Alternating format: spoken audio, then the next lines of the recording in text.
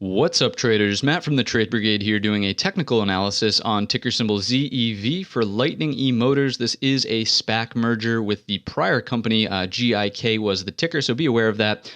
We are looking at the daily on the left-hand side and the 30-minute intraday time frame on the right-hand side. Now, clearly, we have a gap up to contend with, and whenever that happens, we like to just outline where the gap is. So anything underneath today's low of around 937 does start to, give us the potential for a gap fill all the way down to 674. Now, I'm not saying that that is going to happen, but that needs to be on your chart whenever you experience a massive gap in one direction or another.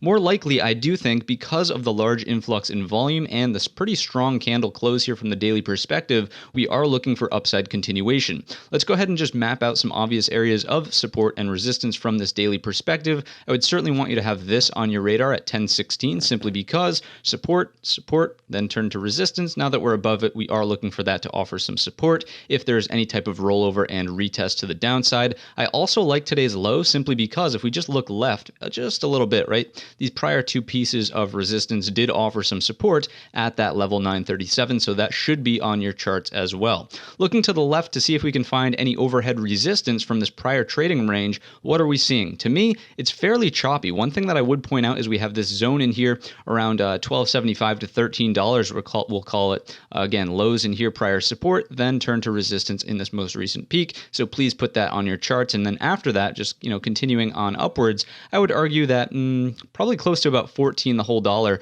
We'll not sort of cherry pick the highs or lows or anything. We'll split the difference. So wick, resistance in here, support, and then resistance right here as well. So please keep 14 on your charts as well as an upside resistance. Scrolling over now to just kind of talk about what happened intraday. What can we learn about the price activity there? Not a whole lot, honestly. The one thing I would point out to you is that after an opening drive higher and then a move to almost retrace 100% of that sort of move off the open, we didn't get all the way down to the lows, right? So what is that telling you about the price action here? Well, if you were long off of the open anywhere in here, then you might be a little bit nervous as price comes down into here. But if you were long, sort of chasing this breakout higher, long anywhere up in here, then you were definitely nervous down here towards the lows. But what happened? We never violated the prior or the earlier or current low of day. So this level right here that we've discussed now, 937, sellers couldn't even get it there. So as we started to turn, right, that's going to be a little boost of confidence for anyone who had pretty poor trade location, was long from all the way up at the highs. So I do think it's noteworthy that the selling dried up before we made it down to the low of day. That strikes me as bullish.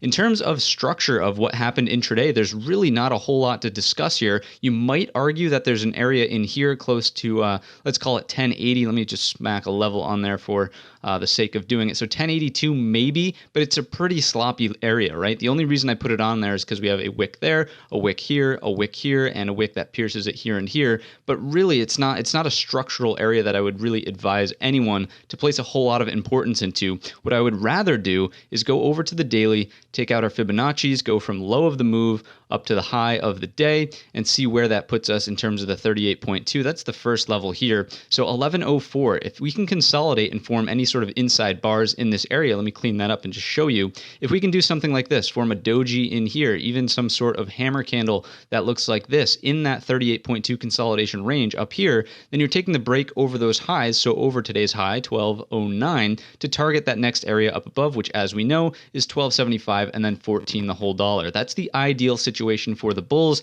For that to happen, you need to see volume remain high. You want to see volume bars like this. Sure, they can decrease a little bit as the sort of shock and awe essentially wears off a little bit. The gap up wears off a bit. But what you don't want to see happen is volume bars completely drying up, doing something like this. That would not be a good sign. And if that happens, any closes underneath the 61.8, you should just be looking at the top of the gap here. Today's low of day at 937 and the potential for a move into the gap to start to fill it down towards 674. Again, that's not the likely scenario based on what we're seeing, but if we start seeing candle closes under 1039, keep an eye out for that and volume to dry up. So if you enjoyed today's video or learned anything new, let me know down below in the comments section or by simply giving the video a thumbs up. Don't forget our main channel is linked down below in the description, and all of that being said, we wish you a green trading week.